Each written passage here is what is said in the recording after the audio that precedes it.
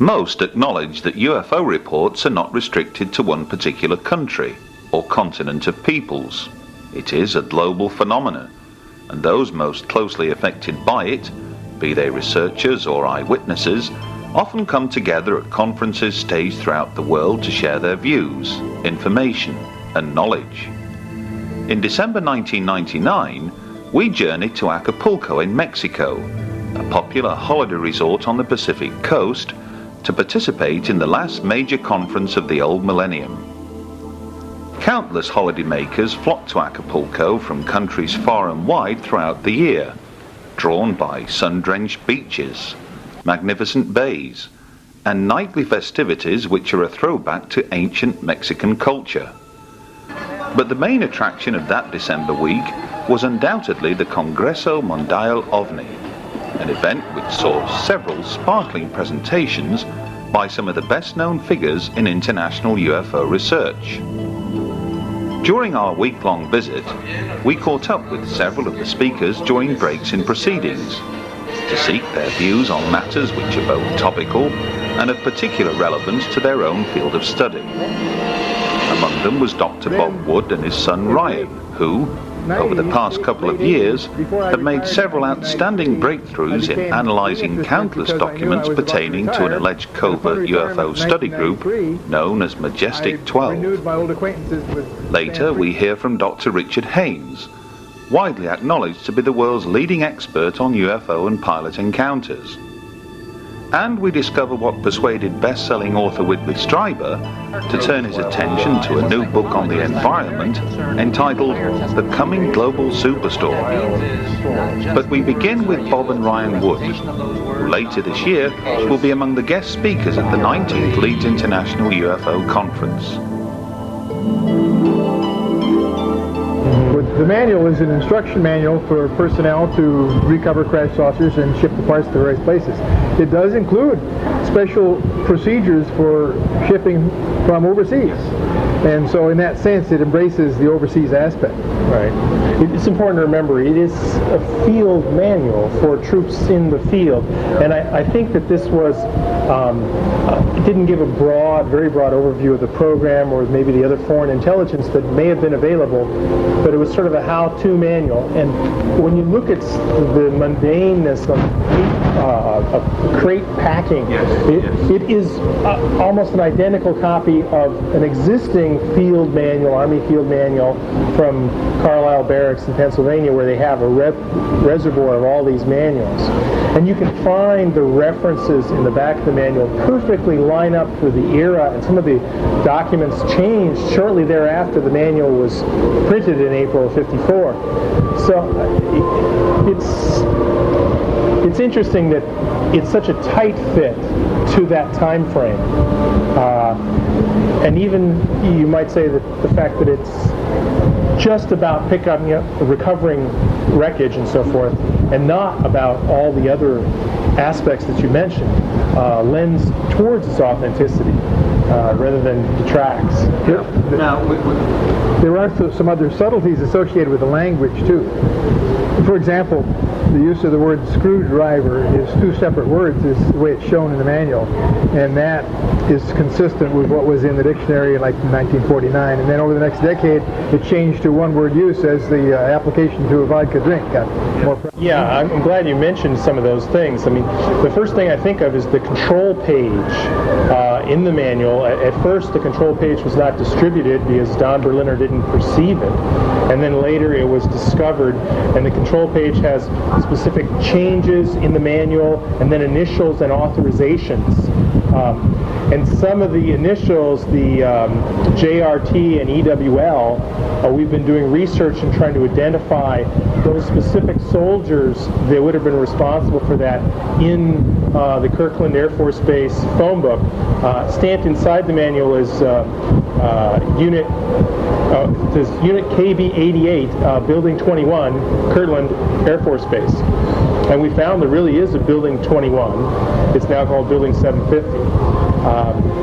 And we can't determine whether or not there was a Unit 88, but we're in a correspondence with the historians of Kirtland Air Force Base, and we've been given verbal authorization to get the historic phone books to review and look for EWLs and JRTs, and then ultimately find those soldiers and ask them those questions. Well, we certainly welcome criticisms or concerns about the authenticity of the manual. In fact, we keep a running list of the best way to deal with those concerns.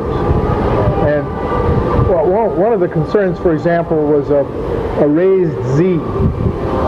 And what happened was, when I first met with a specialist at the government printing office and asked him, I said, well, what do you think about this manual, this document? Does it look authentic to you or not? And he studied it and puzzled over it for a little bit, and he said, well, it looks to me like the type is right, monotype modern. And then he looked and he says, and it's interesting, he said that every so often the Z's are raised like we used to get in those days. And I said, well, why is that? And he said, well, because once in a while in letters that were not frequently used, they would only have a few master brass letters in the stack, and then every so often you'd get some sort of a piece of lead on the bottom, and you would find a repetition of the Z being raised in particular. So my partner's son went to the Stanford Library, and he found a document that was authentic, 1954, with just a few raised Z's. And you actually see lots of variability in the E's, in the A's, not so much on their lining up, but the formation of each of those letters when studied under 400% magnification. You can see that it's a mechanical process. And the answer is that as Stan Friedman and I followed the trail of the Special Operations Manual, he continued to receive correspondence from Timothy Cooper, including copies. And I didn't know that. And then, as we were talking along, he said, well, I'm getting stuff from a guy who lives in California. In fact, he says he lives a lot closer to you than I do, Big Bear Lake. Why don't you go up and visit him? So I called him and went to visit this guy, Tim Cooper. And he said that over all the years that he'd tried to get some interest from somebody in the UFO community, I was the first person to drive up the hill and say hello. So he was therefore motivated to exchange information, and after a couple of meetings with him myself, then Ryan and I met with him together. We've probably had 6 visits, many dozens of hours. Yeah, 20 or 25 hours time with him. Timothy Cooper's background is that he grew up in near Holloman Air Force Base in Alamogordo, and one of his close relatives was assigned there to work in the Army, and he had an unusual experience where he was asked apparently to run copies of a classified report which had to do with the crash recovery of a UFO. And he told this story to Timothy, and that caused Timothy to get some interest, so that as of 1988, Tim began to file Freedom of Information requests that ultimately transcended 12 different agencies. He has 5,000 pages of Freedom of Information request responses in his living room. Well, he basically has six different source elements. The first element was the Legionnaire.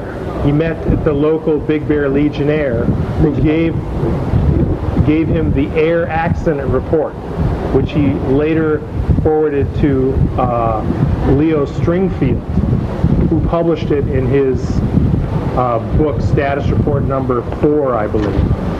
And then he had another source, a CIA archivist, who apparently contacted him and met him in person in a parking lot and handed over the Marilyn Monroe document, which mentions MJ-12 and the 5412 committee in the lower left-hand corner and signed by James Jesus Angleton. Now, was that an original document or was it a photocopy? Both are photocopies at present. And then the next source or rival was Cantwheel, the alias Thomas Cy Cantwheel, as we've I think Sy is his middle name or first name, but Thomas Sy Cantwheel. And you got mailbox drops first, and then there was an in-person meeting with Tim. And then Salina. There were 3 mailbox drops and then a meeting. Right. Then Salina, the daughter of Cantwheel, a year later, sort of, I believe after Cantwheel passed away, sort of wrote a note and attached more documents that said, my father's dying wish to the effect is that you have these. And so they were delivered. And then finally, in 1999, on July 9th, he received a package from a source called S1 in the mail, and also a package from a source S2, which included a large manuscript that was originally unclassified, that was stamped Top Secret Magic. So those are the 6 sources that Tim Cooper winds up being the conduit for. Now, it's important to emphasize that, Tim tried to correspond with Dick Haynes and Tim Good and Stan Friedman and maybe a couple other serious researchers, and wrote them letters, gave them documents and so forth, tried to get them interested at all, and they weren't really responsive or interested. And from 1992, I believe, to 1996, until we got involved, he just kept them in his attic. He was kind of like, I'm not sure they're real at all. He was quite skeptical. He was very skeptical. And he wasn't out to make money or do this or the other thing. He just sort of sat on it. He has a full-time job as a security guard. What is it about these latest documents which have got you to, I think it would be fair to say, excited? Yeah, it's the original paper and original ink and original typewriting. That's the number one thing, because those are all forensically testable. And then the sheer volume of material, the sheer volume of original obscure material. When you talk about obscure material, what do you mean obscure material? Well, things that you couldn't even contemplate fabricating unless you had a degree in military history, had 10 or 20 years as an archivist in one of the many presidential libraries or national archives. I mean, you need those skills to try to create or fake something. They're just the most weird, recent or difficult to find. Yeah. The most recent documents that have arrived really contain quite a range of material, in the sense that some of it is stamped in red Top Secret Magic or Top Secret MJ12, and others of it are merely newspaper clippings that were included in the original Blue Book files. So now we're talking, forgive me, we're talking about Blue Book documents that are not contained in the National Archives. yes, New Blue Book documents. new Blue Book documents. Many of the documents are unequivocally Blue Book documents. One of the documents not only references Blue Book in sort of a notation on the upper right, but it also identifies MJ12 and the paperclip files, all in the same document. But the document itself is a publicly available technical paper on nuclear propulsion. Right. Yeah, that's actually one of the ones that are posted on the website on www.majesticdocuments.com. Is we posted the first 10 or 15 pages of a report on isotope thermal thrusters by John Martinez, who is alive and well today. And this report is stamped Top Secret Magic on it. It's a photocopy now, but the man's alive. He has the right expertise and background. Everything sort of checks. The only thing that hasn't been done is to go confront him or ask him, did you write this? And that's a tricky situation, because I believe for the first time we have somebody who's fingerable as a source for reverse engineering and reverse sciencing. Here's a technical paper with Top Secret Magic on it that's talking about propulsion technologies in the 50s, or actually his papers are from the 50s in some cases, but this is actually a 1968 or 69 paper. So it may sound an obvious question, but how can you approach this guy? Well, the first thing he would do, suppose he's still cleared, he would call a security office and say, Bob and Ryan just came by to visit me and asked me about classified material. What should I say? How should I deal with that? I want to plan that and think that through a little bit. But is this a name that's, it's out in the open? It is out in the open, but nobody really understands to go find him. Except until now, I just told you. We have a long list of actions that we should be taking. One of which is, for example, contacting Dr. Ray, R.E.A. There's a lot of names in these documents, that's isn't right. there? Right, and then the 93rd Technical Services Unit, I have their complete roster. These are the people that recovered the wreckage from Roswell, according to the Interplanetary Phenomenon Unit. Detachment 3 ran around, picked up all the wreckage and so forth. There's 160 and some odd names of privates, sergeants, PFCs, so forth, that were responsible. And I've found 30 of them on the internet, on Yahoo search, people search. And I've started calling some of them. And the question is finding the people that are in Detachment 3. Some of them have recalled, yeah, I was in New Mexico, I was there, but not talking about anything unusual. It's like, I picked up rocket debris all summer long. That's what happened to me. That was one case, and we have probably another 20 witnesses that can be researched that are easy before you start getting to the names that are exceptionally difficult to find. It clearly gave the coordinates of landing zone 2. And my first question is, I wonder where that is. I said, Ryan, do you have a topo map to go look? And so he did. I got several copies and mailed them to all my friends. And sure enough, about 800 feet or so from the Trinity burst is this longitude-latitude coordinate.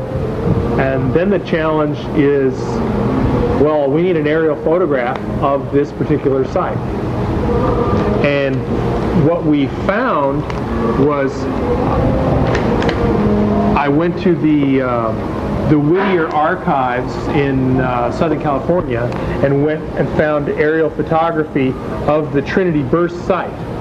And this is the Trinity burst site in the center with a fence around it. This is dated September 23rd, 1948. You'll notice in the lower left there's also a small circle and a round zone around that.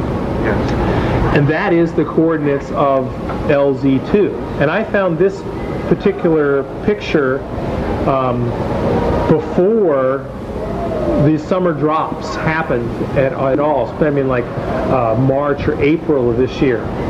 And then later in the summer, we got a picture in a separate envelope that was this picture. And this picture is a leaked photograph from source S1 that shows a Trinity burst, a little 100-meter thing, and then a clear zone in that lower left-hand corner that has, more trampling and a bigger security circle around it. And so it's very interesting to note these two particular photographs, clearly showing that something happened. The next photograph we want to get is the one that's dated, June 30th, 1947, that there was nothing there. If the Majestic 12 documents turn out to be the real thing, then clearly elements of the United States Air Force will have had a prominent role in any decision-making process. Over the past 50 years, many Air Force pilots have submitted their own official accounts of UFO encounters. But it's not just military pilots who have attracted the keen interest of American researcher Richard Haynes.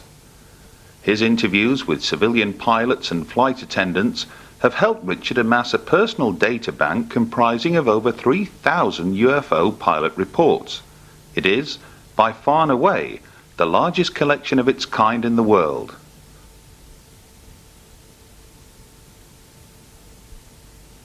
And I began this level of work back in the 60s, 1960s, when I was doing research for NASA, and had an opportunity to meet a lot of pilots. And so it's an important area, and I continue to collect data. I have over 3,000 cases now, very good cases, but I'm trying to specialize in electromagnetic effects. Some transient change in flight director, altimeter, compass, VORs, onboard electronic systems that only change their behavior when there is the presence of some strange phenomenon near the airplane. Is this something that has stemmed from a result of actually analysing the data and looking for specific patterns? Partly. As a psychologist, I'm very concerned with the entire testimony. And what that means is not just the words that are used, but the presentation of those words, nonverbal communications, the engineering aspects of what the pilots tell me. So I've had to study a lot about aeronautical systems, aeronautics in general, so that I can put it in context and try to draw conclusions, not just from the patterns, which are important, but from specific details. Yeah. Your background as somebody who began this interest working with NASA, what were you actually doing with the space agency at that time, back in the early 60s? I was directing a laboratory called the High Luminance Vision Laboratory, which was basically a space simulation. And I could simulate the way objects look to the astronauts in outer space. And this was done for rendezvous and docking purposes for Gemini, Project Gemini. And during that research, I came to discover that I could set up an optical situation in my laboratory. It was a clean room, before there were clean rooms. And there was a solar simulator for realistic sunlight as it exists in space. And I could set up a target situation that could totally fool the observer. And I was surprised at that. I didn't expect that could happen. But by controlling the optical variables, I discovered that I could fool you. I could make you see anything I wanted you to see practically. I could change shape, color, size, intensity, orientation, distance. And so I said to myself, I can explain UFOs. They're just misidentified natural phenomena. And I think as a skeptic, I set out to disprove the whole thing. Well, it wasn't very long before I found out that I was wrong. I couldn't explain everything that way. Yeah. And that came as a result of interviewing pilots, a lot of them. Were these, in the main, military pilots, or was it just a general mix at that time? General mix. I think there were more commercial pilots, actually, because we were testing volunteer commercial pilots in our flight research in simulators. But was there one specific incident that you can recall that set you on this trail, if you like, of making damn sure that when the opportunity arises, you can have a quick word with those pilots, and then if necessary, if the pilot's conducive to your line of questioning, do a lengthier study on a particular incident and the like? Yeah, well, was there one thing that stuck out?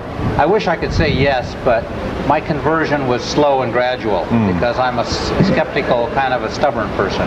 Yeah. And I had to let the data speak for itself, and the data came in bits and pieces. So it isn't any one case, although there are many spectacular single cases that I've looked at. It's the constellation. It's the message that is embedded in many, many high-quality cases from pilots. As I fly commercial around the world, I try to make it a point to talk with the flight crew, both the flight attendants in the back and the flight crew up front. And I must say that I'm getting about 15 to 20%. Really? Roughly 1 out of 5 people I talk with say yes, they've had a strange sighting. That doesn't mean that it's a, quote, traditional UFO, but it's something they couldn't identify. Yeah. And with their experience, that's significant, you see. I will share one that took place over Lake Michigan on an L-1011 filled with passengers on July 4th, 1979, I think it was. I don't remember the year, very frankly, because I have so many. It's hard to remember them. But they were on autopilot at cruise altitude, cruise speed. The sun is above them and slightly behind them. And the captain told me, face to face, sitting in the cockpit of this airplane later on when we reconstructed the whole event, that he was sitting back in his seat with his hands behind his head, just, nobody's flying the airplane, it's flying itself. Sure. His co-pilot is turned in his seat looking behind him to the flight engineer talking about something. And the sky is blue and no cloud up ahead. Well, Captain Schultz told me that suddenly something caught his attention out to the left about 30 degrees of straight ahead and 30 degrees above the horizon. And so he concentrated on it, and he said it appeared very quickly full size. It did not appear as a point and enlarge. That's important. He said it was as if the object had broken through the atmosphere, because as it appeared full size, little radiating lines seemed to appear like stress cracks. He took a paper napkin that he had in the cockpit, and he had me hold two corners and he held two corners, and he pushed his thumb through the middle like he was demonstrating this effect. Well, he said, "What's that?" He thought he'd have a mid-air collision. He was quite concerned. His first officer turned in his seat and could see it. I talked to both of them and got the same story. The object was silvery, reflected sunlight the way polished metal would, came down in altitude to his altitude, did a high-speed turn, I calculated about 30 Gs, roughly, and about 1,000 miles an hour towards him, about 1,000 miles an hour going away in a climb, which is significant. And as it's leaving, it leaves a wispy, dark smoke trail behind it. He didn't see it coming. He said that he immediately radioed the Milwaukee center, flight traffic control, and said, "Do you have any other traffic up here with us?" And they checked their radar and said, "No, we have nobody up here." And he didn't report it, obviously. I met a Soviet fighter pilot who'd retired by the time I met him. This was approximately 1995, 94 that I met him. And he came to Novosibirsk, where I was lecturing at the university there, to meet me from Chelyabinsk. And because he had this story to tell, and he couldn't find anyone to tell it to. And so I'd been there from America, and so he came over. Well, he was in a Czechoslovak two-place trainer, but he was alone in the cockpit, doing acrobatic training. It was a clear, sunny day, very cold, as you might imagine, in the Ural region. Well, he was doing acrobatic loops, vertical loops. And as he would come over the top and start down the other side, he was generally in the northerly direction. And the city of Chelyabinsk, which is about 1.5 million people, was to the north of him. And he said on three of these loops, and as he got to the top of this loop and looked almost level now in the northerly direction, here was a very long, grayish cigar just hovering out there in front of him. Well, he was flabbergasted. I mean, he was shocked. He doesn't speak a word of English, and so it was all in Russian. And he said to me that it didn't move, as far as he could tell. There was no background to compare, actually. But he was surprised it was above the city, because there was a lot of air defense at that time. This was before Perestroika. And he did 3 of these loops, and each time it was in the same place, and he radioed the field where he had taken off from, which was to the south and east of the city, quite a ways. "Do you have anything on radar?" And they checked, nothing on radar.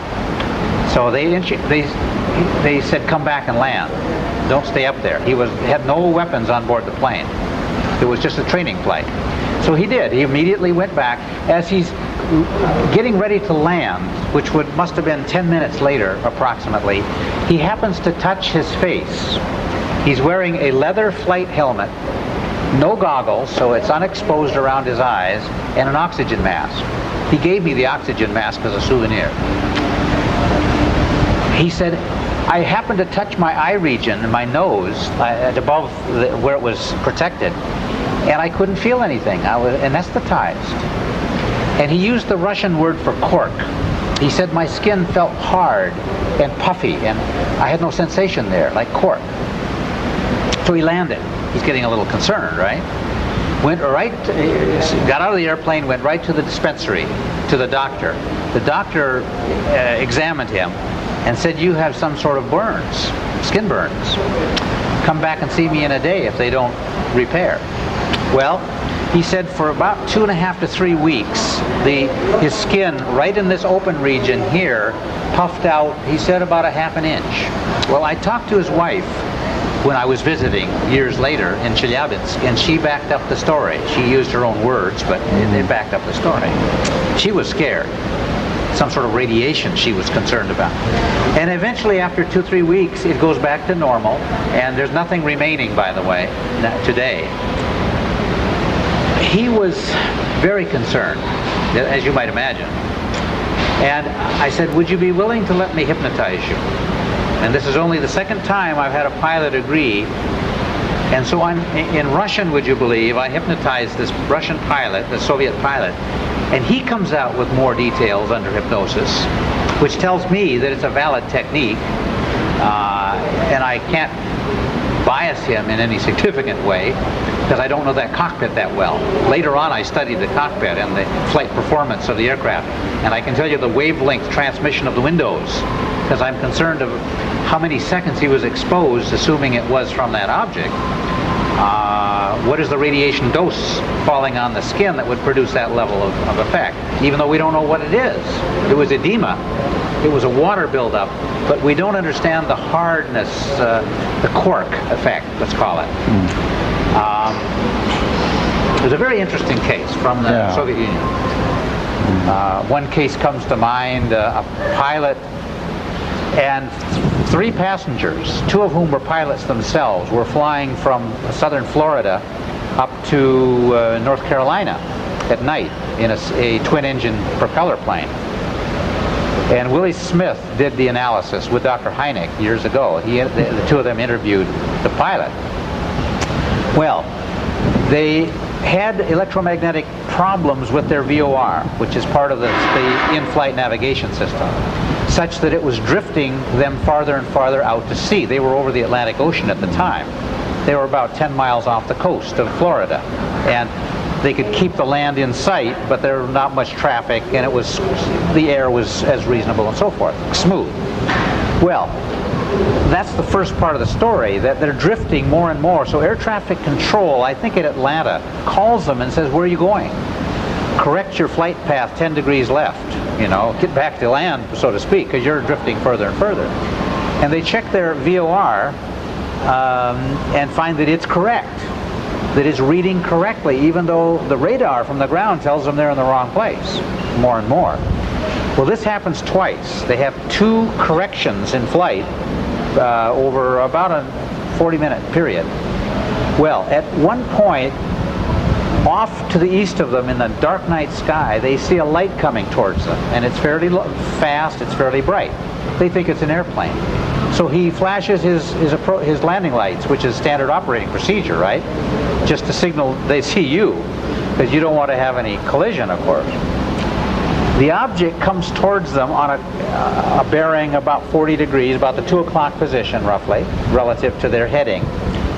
Comes down to their altitude, and the witnesses claim that this was a triangle, an equilateral triangle, whose sides were vertical. You can think of that. So it isn't a thin triangle, it's a thick triangle, about 6 stories high. What's that, 60 feet, 70 feet thick, and at least, I forget that the estimate was hundreds of feet side to side to side on the 3 sides, and a triangular opening in the middle. And the pilot said it was such a huge opening that he was contemplating flying through the middle of this thing to avoid it. The object comes to an instantaneous stop at some unknown distance, where they don't know how far away it was, and reverses 180 degrees and goes off as it has come at a high speed. until it's out of sight. Well, as interesting as that case is, that's a non-aerodynamic vehicle as far as I'm concerned. It's not ball lightning. It's not birds. It's not a balloon for lots of reasons. It's not stealth technology, because you'd never build anything that's stealth that way. We don't know its propulsion. It did not produce a shock wave. In that case, there were no electromagnetic effects as it was near the airplane. Perhaps the earlier effects, we don't know. It had very bright round lights, like headlights, along this 60-foot high front facing it. It flew front forward, by the way, not point forward. Each of these round lights were estimated to be 6 feet in diameter and white. So you can calculate the megawatts that are required to light those searchlights up, whatever they are. And by the way, I don't think they're portholes and I don't think they're lights. I think they're a direct artifact of the propulsion system. While putting pen to paper has never been a problem for Richard Haynes, the same can't be said of Whitley Strieber. Over the past decade, this most complex of characters has unleashed a mind-numbing series of books on UFOs ever since undergoing a traumatic abduction experience which deeply affected the man. But what, we wanted to know, had persuaded this gifted writer to set aside all talk of UFOs and abductions and instead produce an astonishing new book, warning of impending dangers to the global environment. The subject matter of the new book, which is called The Coming Global Superstorm, is sudden climate change. In The New Scientist of November the 27th, 1999, there is a story about the North Atlantic Drift, which is a current that is vital to the weather of Europe. And it states that this current is changing its strength because of global warming, and that Europe is liable to get much colder very soon. A few days ago, there was a violent storm that swept across Europe because, apparently, of the declining power of the North Atlantic Drift. The coming global superstorm is about what happens as these currents that bring warm water up from the tropics fail. And the reason they will fail is that the water in the northern oceans is getting so warm that the heat pump effect between the tropics and the north is ending. And the ironic danger of global warming is not that things will get too hot, but that they're going to get very much colder very suddenly. And the first place at peril is Europe. That is essentially the thesis of this book. What was it, what was the catalyst, if there was such a thing, that inspired you to research, if you like, the environment and produce this book? Well, I was writing a book called The Edge with the radio show host Art Bell. We were working on it together when I had a meeting in Toronto with a gentleman who seemed to know a great deal about the way the planet works, including giving me a quick 2-paragraph explanation of ice ages. And the comment he also made was that this was about to happen again. And I took notes while he was talking, and it was complex, but I was able to sort them out well enough. And when I sorted them out, I began to realize that what he had described was at the absolute edge of scientific knowledge of how the process of ice ages has taken place. And it was very interesting, and I could also see that it was a very important warning because things were going to fall to pieces pretty soon, and we really weren't looking for this. We didn't realize it. So Art and I decided to change the subject of the book and write about this. This gentleman that I met came to my room in the middle of the night at 3 o'clock in the morning, and he seemed as human as you and me. He just was terribly brilliant. And there were many, many other things that he spoke about as well that I thought were richly insightful. It was a marvelous meeting, and that was where it started. Now, there's no mention whatsoever of UFOs or extraterrestrials or anything of that ilk in the book itself, but nonetheless, would it be fair to say that all of these so-called visitations, all of these global events that some label UFO phenomena, some label contacts, some label all manner of things, would it be fair to say that all of this has now, if you like, you found a meaning for this, that the well-being, the safety, if you like, of our planet is uppermost in the importance, if you like, of the phenomena, or whoever is behind the phenomena? The well-being of the planet and of us is uppermost in my mind. I have taken from my experiences whatever I could to serve that, including trying to understand whether or not there really are aliens here. I tried hard to find this man, to understand who he was and how he had gotten to where I was in the middle of the night, when there was no one except just 3 or 4 people even knew where I was.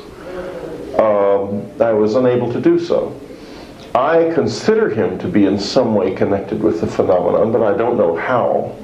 He seemed totally human. Good evening, Acapulco. Buenas noches, Acapulco. The UFO Congress in Acapulco was a memorable event, made all the more so after the Pope gave his personal blessing to the organisers, through his close friend and Catholic Church theologian, Monsignor Corrado Balducci, the same Pope who only a year before had travelled to Mexico City and been greeted not just by millions on the ground below, but an extraordinary fleet of spheres which appeared directly overhead.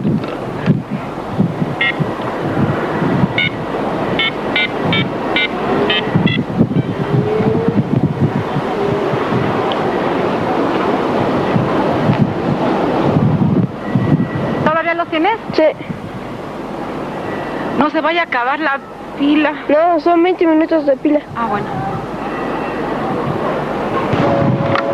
¿Por dónde van, No los veo.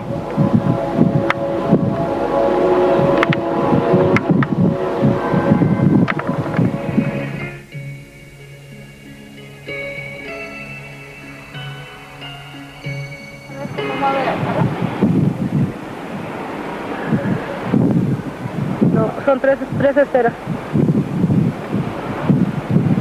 For years, skeptics and debunkers, and indeed some UFO researchers, have poured scorn on the so-called fleets. They insist that the sphere-like objects are nothing more than balloons. However, during our visit to Acapulco, Russell Callahan stumbled across a little-known but crucial fact that belies this argument. Well, here we are putting the final touches to another edition of UFO's Hard Evidence. And just reflecting on what Graham had to say there, the trip to Acapulco was indeed fantastic. It was a privilege to be invited there to speak. We actually showed the Mexican people some of the NASA footage that has got people talking across the globe, really, by way of a thank you. Let's be honest now, Mexico has provided some of the best rational UFO footage and images and accounts for the last 10 years from anywhere else on the world, and it's Jaime Maussan who's been instrumental in making sure that this stuff goes out to people. We've done our bit, we've made sure that people see what Jaime's been presenting. Now, some people will have different feelings on some of the Mexican footage. For instance, we saw there Roman Catholic city, a Roman Catholic country. Mexico City alone has 22 million people. 98% of those are Roman Catholics. The Pope's visit was important and it meant a lot to those people. Shall we say that the fact that footage was recorded on the day of the Pope's visit isn't surprising? The Catholic Church, as we've seen in earlier editions of UFO's Hard Evidence and of course in the magazine, are embracing the subject in Mexico City. The word UFO is in the Vatican's own directory, and Monsignor Corrado Balducci seems to be at ease with the subject with the Mexican people. So much so that when we stood there on the Wednesday night and heard Corrado Balducci deliver the Pope's personal blessing on the Congress and wishing it success and happiness to the people who were there, it's a milestone that wasn't talked about anywhere other than in Mexico. Surely that should make the news, but that's another story. What we're talking about is, are these fleets the real McCoy? Are they balloons? Are they hoaxes? Are they stars? Well, the stars for me, no. The skeptics seem to hang on to anything and everything that's feasible.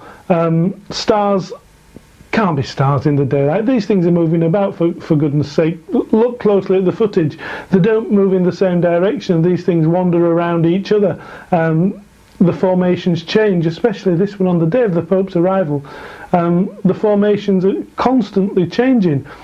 Birds don't fly like that. Birds tend to stay together and move together. And if we watch carefully, we can see that there's different motion, different speeds within the actual fleet or flotilla or whatever you'd like to refer to it as. We don't know what they are. One thing that I'm fast becoming to accept that they aren't are balloons. Now, we've heard over the years, and last year there was some remarkable footage shot in the south of England that the people at the television company who recorded this footage didn't want to share it with anyone, so the only people who saw it were those fortunate to be in the south of England on the night of the newscast, or if someone's been fortunate to see a recording of this thing. Leading researchers in this country turn around and say, oh, these are just balloons. Well, Mexico City is a little bit different. This country, 600-700 feet above sea level is the norm. The high peaks up on the moors of Yorkshire and up in the Cumbrian mountains, 1,100 feet above sea level. That's nothing. Mexico City is thousands and thousands of meters above sea. Staying with Jaime, who lives in Mexico City itself, I can tell you climbing the stairs to bed on a night was something of a task. The breath is drawn away from you. It took me 5 or 7 days just to be able to feel comfortable with the high altitude and the low air content, or the low oxygen content within the air. This poses a problem for things like this. During the Congress, a young man was there every day with this Corona advertising blimp, advertising the Congress, but it was tethered. And I thought, well, surely going to fly this darn thing. It was beautiful weather, it was 90 degrees in the shade. There wasn't a breath of wind. There shouldn't have been problems. I spoke to him, and in broken English, he explained quite simply that the problem is the altitude in Mexico, more so Mexico City than Acapulco, because Acapulco is only a few hundred feet above the sea. But the quality of helium gas that's to go into these things to fill them makes the expense enormous to fill one of these blimps with high quality helium to get lift. Because of the altitude of Mexico City, even when we get these things buoyant, he described them as being lazy. They fly very lazily in the sky. Yes, children's balloons are available. We've seen the cartoon characters, the little silver balloons, and I've seen them where people have let go of them. And they don't achieve a great height. These things seem to saunter about at 10-15 feet above the ground and end up getting caught in the electricity cables that are only maybe 20 feet above the road. Now that's due, quite simply, to the atmosphere, the air conditions in Mexico City. Again, very high altitude, very thin air, the helium just can't lift the balloons, and to say that a fleet of balloons could be released, hundreds of balloons, in the Pope's image we've counted 50 different things there, 50 different images. If this was the case, and these things are flying at several thousand feet, the volume of helium gas and the expense of helium gas to fill these balloons to achieve this sort of lift will put you in the category of paying somewhere around about 15 or 20 pounds a balloon. Mexican people don't earn that in a week. Ask yourself the question, are they going to pay that for a balloon? No. I do not think these are balloons. As we approached the dawn of a new millennium, something else of potentially huge importance was taking place on the other side of the world. On the 26th of December, the Phenomena exhibition opened its doors at the Fremantle passenger terminal near Perth, Western Australia. Some 2 years in the planning and a solid year in the making, the organisers of Phenomena intend to clone the exhibition and, through a worldwide franchising operation, help further educate tens of millions as to the reality of this subject. Occupying some 12,000 square feet of space and employing some of the very latest visual and display technology, the exhibition is composed of several pods, each comprising of a particular theme. UFO magazine has worked closely with the exhibition organisers during the past 2 years and made a sizable contribution in terms of literature, fact-finding, images and videotape material. Elsewhere, Dr. Roger Lear has supported the venture by kindly donating some of his prized surgically removed implants, while a mysterious sphere that fell to Earth in Mexico several years ago was loaned by Jaime Maussan and housed in an impressive glass casing. So join with us now as we wander through this truly unique exhibition, one that will reopen its doors in Sydney later in the year and later appear in towns and cities across the globe.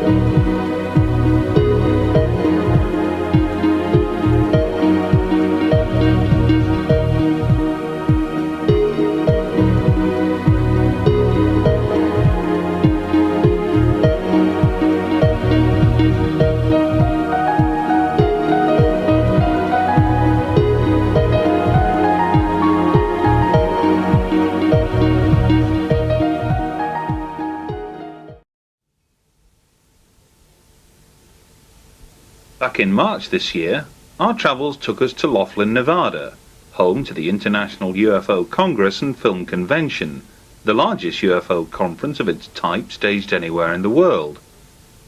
Once more, our cameras were present to record several on-the-spot interviews with some of the key speakers. Larry Warren is no stranger to UK shores, but did he have anything new to add to those events he first described in his book Left at East Gate, which claimed among other things that a UFO appeared over Rendlesham Forest in December 1980. Cameras and such like were taken into the woods over this period of time, but nobody until now has ever seen any images. Right. You produced images. Tell us about that. The images that I showed one picture which didn't reproduce very well. We'll work on that glitch for leads. And sort it out by then, but what happened to me since our book came out, and of course we really did have a great deal of success as far as it reaching people in England, them feeling empowered that this event is your Roswell, and it is something not to be ashamed of or not look at. It's something to really sink your teeth into and get involved. Well, having a book come out, and with the advent of the internet, and which I'm not up on unfortunately yet, a lot of witnesses that went through these events had no idea that word one had been mentioned about it. They went on with their careers, they retired, and in the last few years, 5 years or so, we've seen most of the people I was with either long out of the military, starting to see this stuff come up on their computers, or seeing the book on television, Bent Waters, my God, it's out. Or on the internet, easily accessing it, because there's the Bent Waters alumni site, people that were stationed there over a 40-year period. And they're starting to see, well, the UFO thing, it's out, and then they found it. What happened to Peter and I is that through our publisher, back when they did cooperate with us and before they decided to keep the book sales, is that we would get letters forwarded to us. And many times they're from regular folks that come to these conferences. And more often than not, I started to find they were from very key players in this event that were higher ranked than I or equivalent rank. Some were friends, some I knew peripherally, saying, good for you, glad you did it. A few were, I have to be honest, saying, well, I don't remember any of this. A number of them were, my God, it filled in the gap because I couldn't get off my post that night.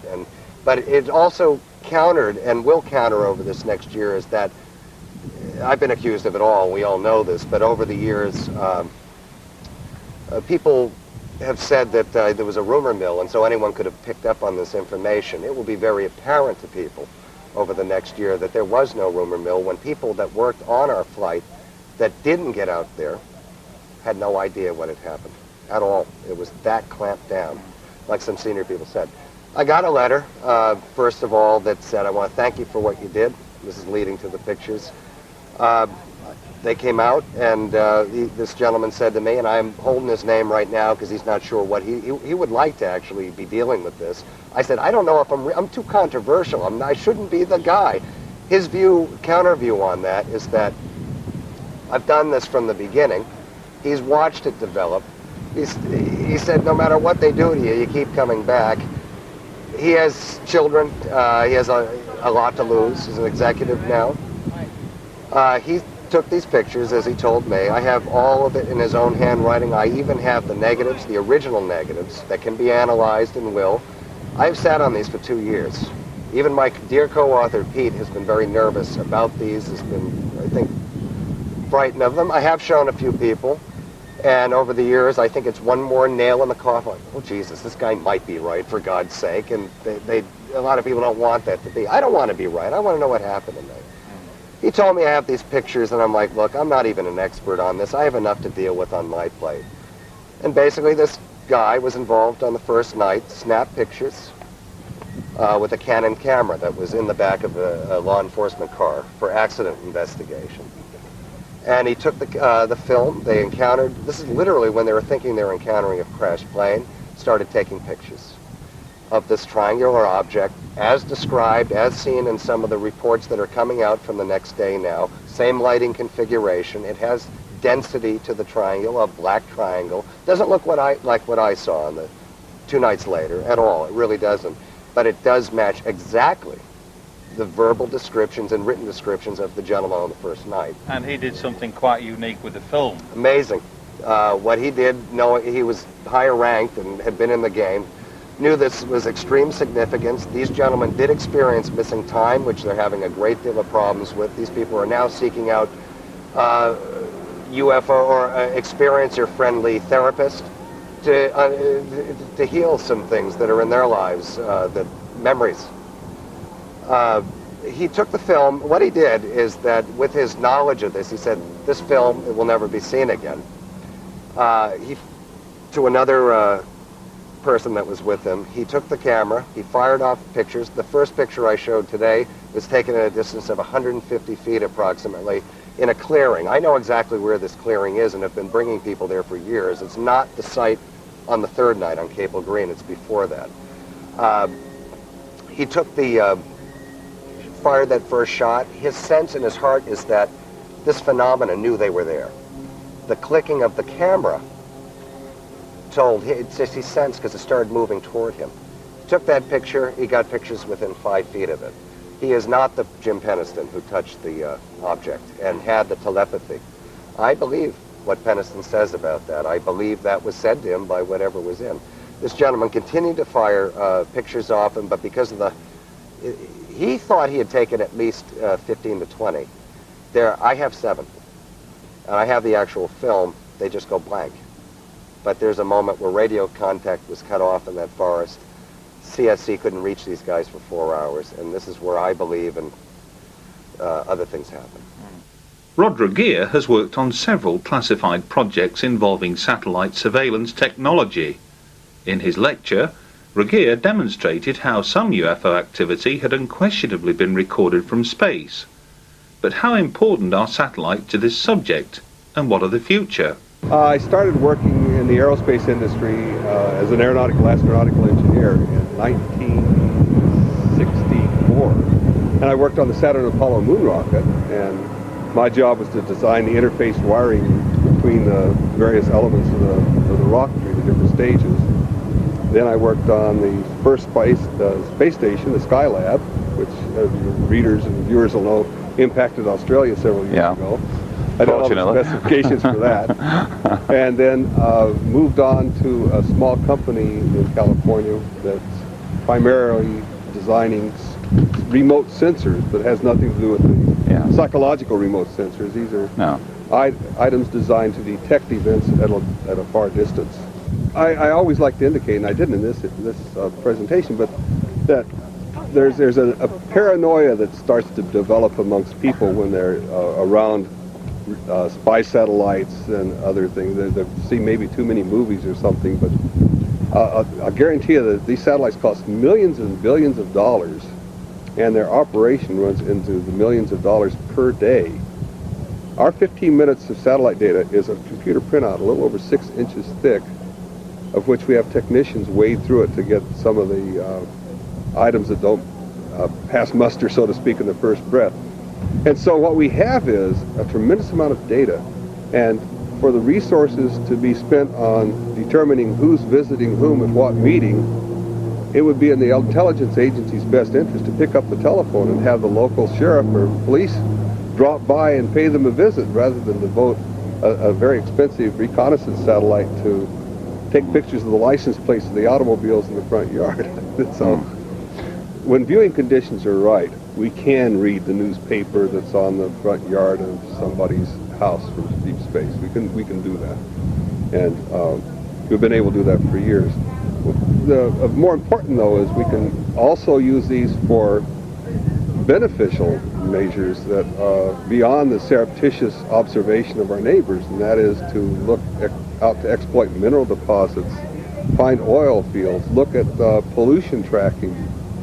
For law enforcement, we can track vehicles that may present a problem to us. We can watch troop movements. We can see refugees and maybe allocate resources. We can look for crop failures.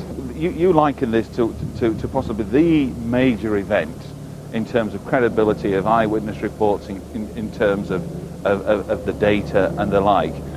How significant do you think it is, therefore, that we have corroboration, if you like, from an American reconnaissance satellite that something was over Tehran at that time? I think the primary importance was that it demonstrated graphically, I believe, for the first time, both the capability and the limitations. We spotted this thing, we had it, and yet we were defenseless against it. Fortunately, I think we were able to sort of sit back and say, it's happening to a neighbor, and therefore we can coolly observe it, as opposed to it's happening in my front yard and I must worry to defend my family against it. And I think that allowed us to put in some measures. I know one of them was to improve communication systems that enable us to get the information back sooner. And I think that the lessons learned from the Tehran were instrumental in helping us in the Gulf War, because we've greatly increased our capability between those two events in a short period of time, when you're talking about the time lag in military procurement and activities that go along there. Yeah. Intrigued to learn of the post-Tehran reports as this thing sped through the Mediterranean and out towards the Atlantic. Presumably then, was there no means for the satellite technology? It might have obviously been passed on to another satellite, I don't know. No data to suggest that this thing was tracked by satellite at that time. Our satellite did not track it. What I believe happened is, as they change energy states, they become, the spectrum of observation shifts. And when they change energy states, we get to the point where we can't really detract. That's where I said the ultraviolet would be good for that. Visible light, when they reach a high energy state, they disappear. Yeah. Where do you think satellite technology is going to be, say, 10, 20 years hence from now? And what impact do you think, generally speaking, that's going to have here for people on Earth? I believe the big push, and we've already seen it start, will be on Earth resources management. And I mean that as the population continues to grow, we need to find new oil deposits to exploit. We need new mineral deposits. We need to really vigorously pursue monitoring the cleanliness of our water and our atmosphere. Where are the sources of pollution? And we can do that readily from space. So that the person who's doing the pollution can be tracked down and not his innocent neighbor who happens to have a smaller checkbook. So the biggest growth area I see is in enabling you and me to have a much better life as a result of applying this technology to our day-to-day living experiences, traffic patterns, cattle and animal migrations, and there's all manner of, we're only limited by our imagination, by what we can see looking down at this beautiful planet of ours, and wisely trying to monitor and care for it and nurture it. And I think we've got an opportunity to do that now that we've never had before. At the beginning of the year, Peter Gersten, head of Citizens Against UFO Secrecy, challenged the US government in court to come clean about its knowledge of flying triangles. After winning a preliminary judgment in his favour, he later lost the argument when the judge ruled in favour of the government. Although this interview was conducted before the appeal, it nonetheless affords a fascinating insight into the mindset and thinking behind one of ufology's most influential characters. Peter, fantastic interest throughout the UK in the recent trials and tribulations, shall we say, regarding your efforts to challenge various government departments as to the dissemination, if you will, of documented information relating to triangular craft. You're the man on the spot, shall we say. How would you appraise the current situation? I mean, this is quite a unique thing, isn't it, to get the judge to actually side with you? Oh yes, this is the first time Cause has brought Citizens Against UFO Secrecy.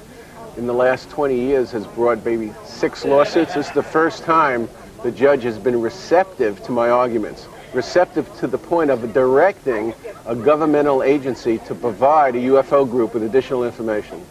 Now, what is it about the triangles that you feel is so significant, or is this just a part of the whole big picture here? Well, you're right on both accounts. Number one, it's part of the big picture, but it also involves an object the size of a football field that can hover, or what's described as, from witnesses, as floating, which is unusual to describe a mechanical craft, that can accelerate rapidly, attain high speeds, that's virtually noiseless, that has orbs around the sides that detach and attach. I think that since this object is being seen in populated areas over the last 20 years, not only in this country, but in England and in Belgium and other countries, I think it's time we found out about it. And what's more significant is that when we inquired of this object from the Department of Defense, they told us they conducted a reasonable search and can find no information on this object. As far as I'm concerned, they're lying to us. It can't be possible because they searched the Defense Advanced Research Projects Agency and they had no information. They searched the Joint Chiefs of Staff and they had no information. And the Department of Defense is charged with gathering intelligence and providing security for the citizens of this country. So how can they not know about an object that's seen at treetop level in populated areas over major cities in this age of terrorism? Well, the Department of Defense, for whatever reason, has not come to the courtroom, has not sent any attorneys. They are represented by the U.S. Attorney's Office.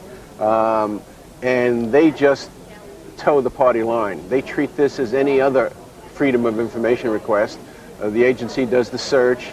If they don't find documents, they move to dismiss it on the grounds a reasonable search was done. If they find documents, they either release them or withhold them on national security grounds. And that's what I thought this case would be about. The Department of Defense would find documents and say national security, as they did in the other cases Cause brought, and that would be the end of it. No judge has gone against that ruling.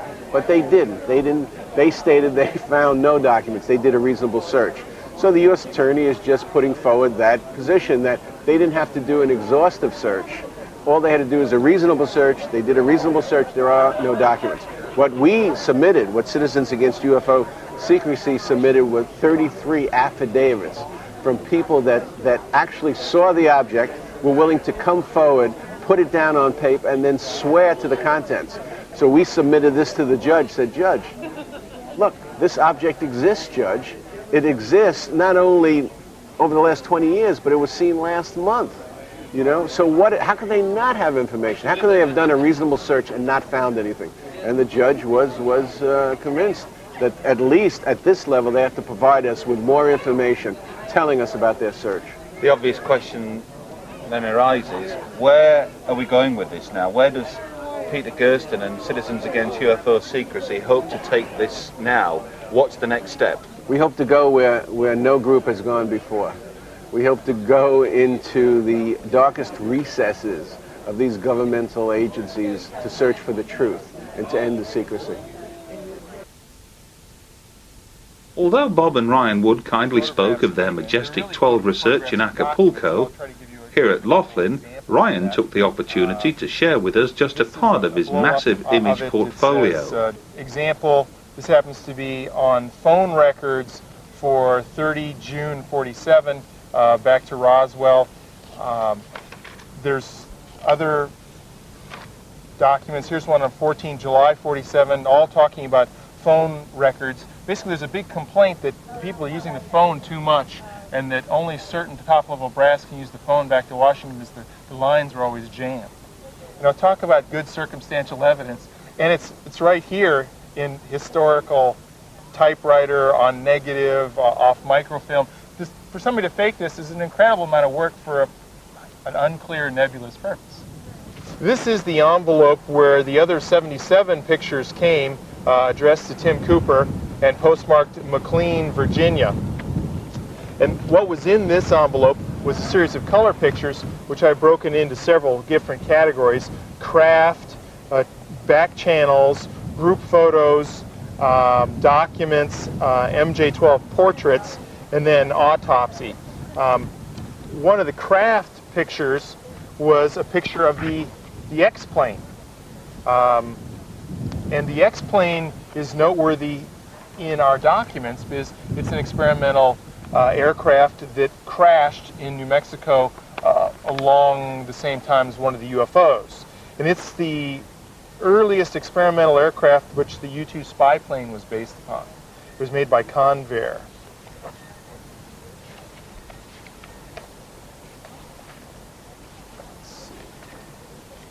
I'll mention this one for a second. This is a unusual looking craft that says DOD video, and what I just realized really after watching Wendell Stevens give his talk is that this looks very similar to the egg beater type craft that was near Area 51, or was alleged to come from Area 51, with these funny looking protrusions. So I think that this is actually a U.S. built craft of some sort and not extraterrestrial.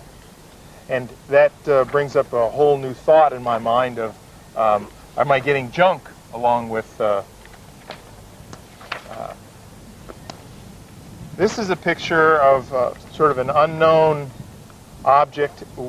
It's unclear, and it's not sure that we don't have it right side up or upside down, but it looks like a spacecraft of some sort, although there seems to be like rivets or spark plug-like edges, which are consistent with some other witness testimony for craft. A couple of Russian or KGB officers, an MJ-12 back channel. We don't know his name. This one is a KGB intelligence chief. I can't remember his name right off the bat, but you have identified him. Yeah, one of our friends has got a name. And then here's a group picture of a variety of the MJ-12 players. Forrestal being front and center with Vandenberg and Bradley over here. And this is an admiral of some sort. He has a naval uniform on. Yeah.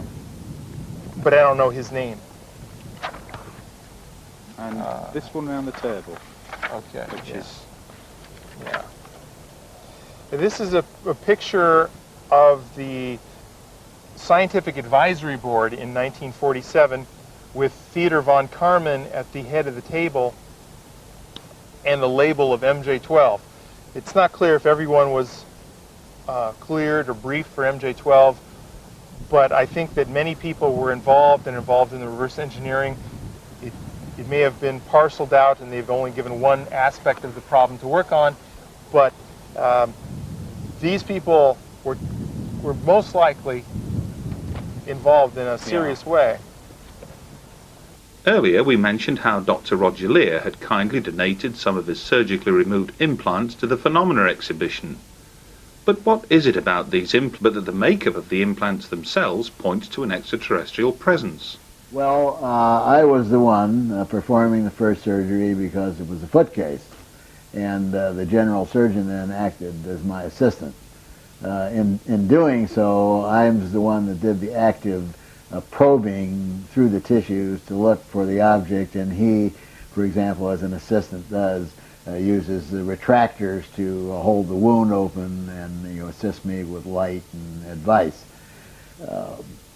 One surprise came during this portion of the surgery when I touched something hard and the patient jerked her foot off the table, came out of the hypnoanesthesia, and just cried out in excruciating pain. This was a very big surprise because just for the anesthesia that I had in the toe alone, she should have felt absolutely nothing. Now, I always look for rational, normal answers to these things, and I felt that one of the things that could have possibly happened was that in touching something, I might have, let's say, pulled on some major nerve trunk that was outside the field of anesthesia, and sometimes that happens, and so although it was a big surprise, it wasn't thoroughly in the realm of impossibility. So though Darrell had reintroduced the hypnoanesthesia, I called for more local, we put in more anesthesia. I was the one with the forceps, as you say, to initially grab the object in its jaws and to get it loosened from the surrounding tissue and removed it. And at that point, the patient also had a rather violent objection and felt discomfort. When I took it out and I put it on a white 4x4 gauze sponge and I looked at it, I was absolutely amazed because I had never seen anything like this in 30-some-odd years of surgery. And when you look at the general surgeon's clinical history too, he was just as amazed because he'd never seen anything that looked like that either. The next step was to ascertain as much information that we could from the material at hand. And the material at hand consisted of two types of material. One was the metallic portion of the implant, and one was the biological portion. Then we could say that the biological portion also was subdivided into two portions. The tissue that I had removed that surrounded the area where the implant was in, and the tissue that composed the membrane itself. So our first concern was the tissue that surrounded the implant. That's the first thing that went out for analysis. That's the first thing that I got reports on. That is the first thing that probably pushed me over the edge from a consummate skeptic to a maybe strange. How so? Because we found two things in the surgical pathology, came back separately. They were only told, laboratories were only told, that this was soft tissue surrounding a foreign body and the place that it was taken from. The primary concern of a laboratory when receiving a soft tissue specimen today is whether it's malignant or benign. That's their primary interest. And so, first of all, they came back, the tissue was benign. There was nothing there to indicate any kind of malignancy, no tumor-type tissue. Next thing what we found was that the tissue contained no evidence of an inflammatory response. And when I saw this, I read the first report, I said, gee, this is weird, what kind of a fluke is this? And thinking to myself, this lady must be a very strange lady because she doesn't react to inflammation when she gets something in her body. Individual thing, individual anomaly. Strange, but could happen. Then I read the second pathology report, which came back on the gentleman with the object and the hand, and again, in different language, different words, but saying the same thing, no inflammatory response. And I said, wait a minute. 2 individuals? Oh, there's something very strange here. Then the second strange thing we found, that in both individuals, these areas were loaded with what are called nerve proprioceptors, little special sensor organs of nerves in tissue where it is not anatomically correct to be. Anatomically, if we look at the body, or we look at the chart, or we look at a copy of Gray's Anatomy, or if you do surgery for 30 years, there's areas in the body where structures are constant. In other words, if you opened up a toe, you would expect to find bone. You would expect to find muscle. You would expect to find some blood supply. You would expect to find some nerve supply. Nerves and specialized nerve tissue run in the areas where they're supposed to be anatomically correct. If you look in a book, this is the training. Most human beings, if we open them up, certain areas of the body, all the anatomical structures will be the same. So that's actually what allows surgery to take place. We don't expect to open a chest and in one individual find the heart 2/3 on the right and 1/3 on the left. It's always 2/3 on the left, 1/3 on the right. The tissues where these objects came out of were sort of a fatty, fibrous, cushioning type of tissue, deep down next to a bone. These are not places where you find specialized end organs for nerves. It was found that if the objects were taken out of the blood serum solution and dried, the membrane became brittle and lost its tensile strength. And then you could take any sharp instrument and cut through it, scrape it off the metal that was within. And when we first did that, we found out that there was 2 pieces of metal that composed the T-shaped object, not one. But it would be impossible to know that as it came out of the body because you could not move one little metal member on the other. It would not move. It was wrapped so tightly with this membrane structure, one piece of metal would not move upon the other. So that's how we got it off, and that's the next step, was that we took pieces of the membrane and we sent that for analysis. The results of the membrane analysis, again, was one of the many surprises now, one piled upon another, which propelled me into an area that I wound up in today. The membrane was composed of only 3 simple human biological substances. One is called a protein coagulum, which just means that it's protein derived from clotted blood. That's the bulk. And in this bulk, if you look at it under the microscope, you see some brown granules that look like raisins. And these brown granules were subjected to an iron stain, and it came back positive, and it was determined then that these brown granules was a substance called hemosiderin. And hemosiderin is an iron pigment, and it's oxygen binding pigment, the cousin of which is hemoglobin, which is in the red cells. It's the carrier transport mechanism for oxygen about the body. Then the third and the last thing that we found were strands of keratin. And keratin makes up the outer layer of your skin, makes up your fingernails, toenails, your hair, and the first few layers of the cornea of the eye. And those are the only places you find keratin on the body. Now there is a pathological situation. In other words, abnormal physiology is pathology. There are abnormal situations where you can find a process occurring in deep tissues of the body called keratinization. In other words, things can be coated with keratin. And we don't know why that occurs, but it's some sort of a genetic anomaly. But this was not keratinization. This was actually keratin strands that were in this membrane. And after learning that, I went into the medical school textbooks at Stanford, Harvard University, George Washington School of Medicine on the computer and tried to see if there was something listed in the pathology books that I was not aware of, or something that may have been discovered for my 30 years of practice that I did not know. And I was unable to find anything that had ever been removed from the human body that was composed of these three substances. And this is a challenge that I put out today, that I make, of course, to anyone in the scientific field, is that if they think these are mundane objects, then please, please direct me to where I might look into a textbook and see this material somewhere else. I think we might say that the total sum of what I've done so far is do 8 surgeries to date, and that the 8 surgeries have netted us 9 objects.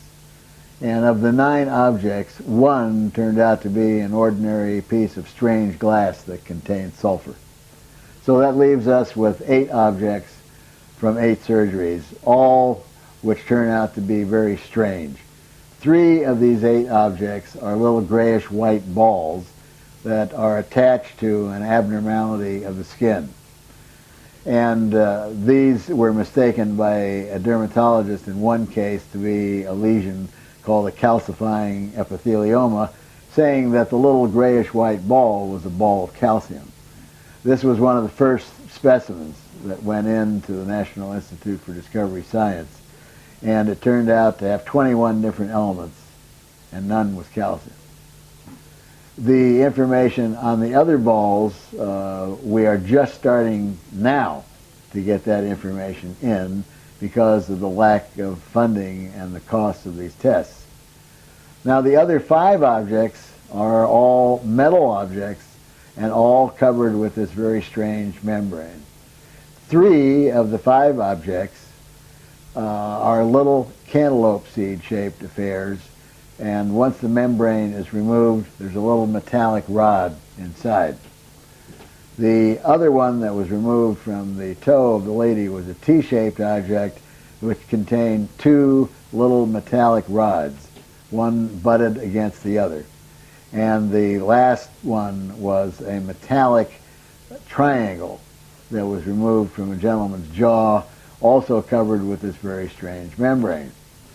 Now, the first set of results came because the National Institute for Discovery Science had sent some of these metallic objects to Los Alamos National Labs.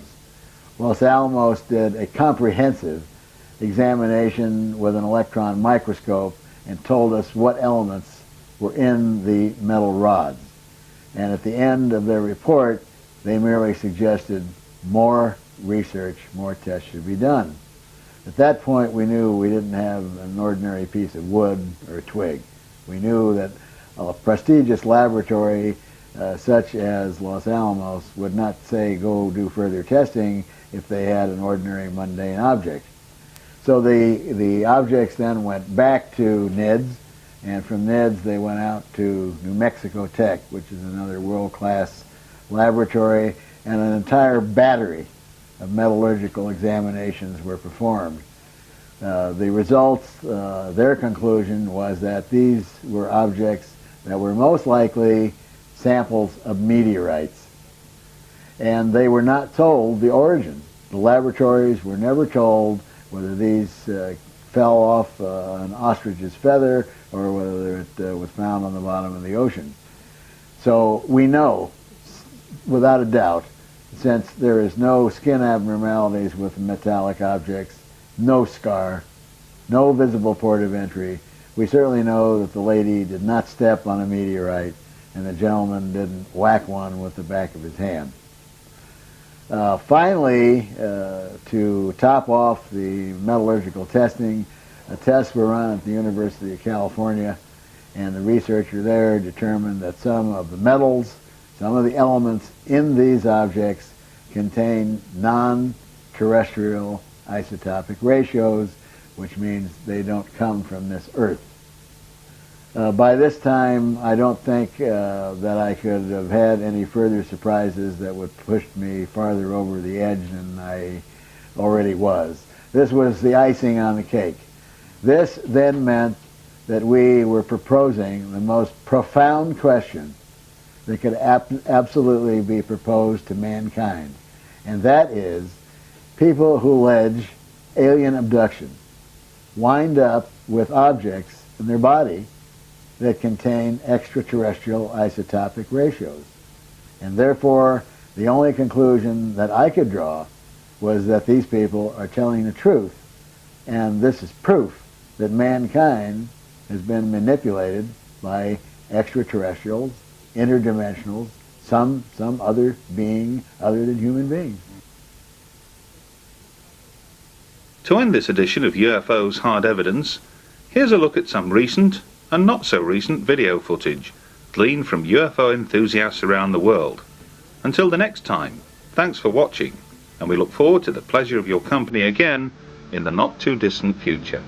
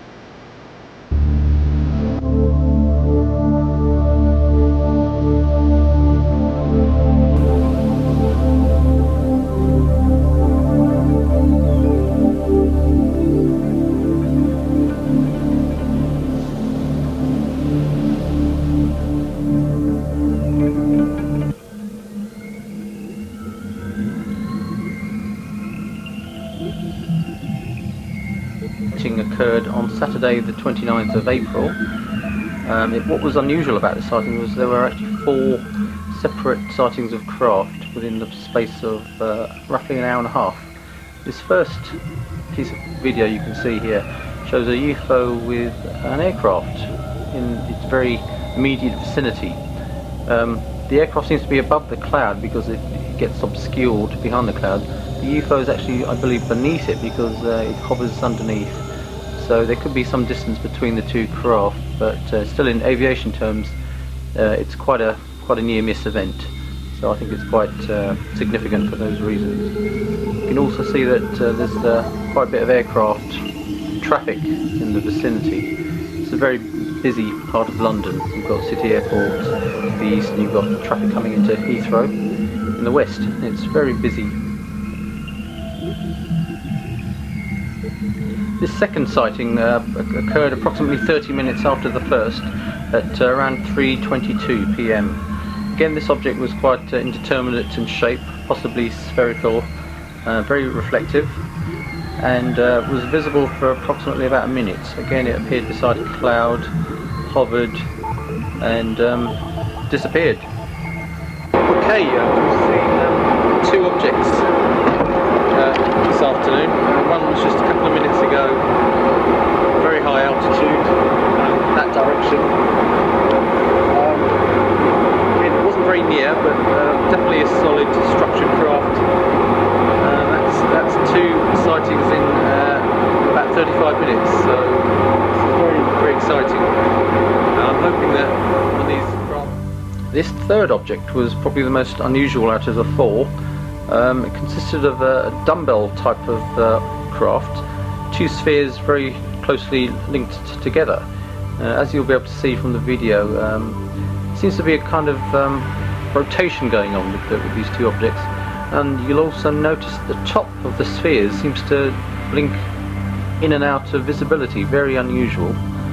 Again, suggests that this isn't a balloon or 2 balloons strung together, because again, it's swaying on a particular axis, and if these were balloons being buffeted around by the wind, you wouldn't really expect this kind of uniform rotation going on.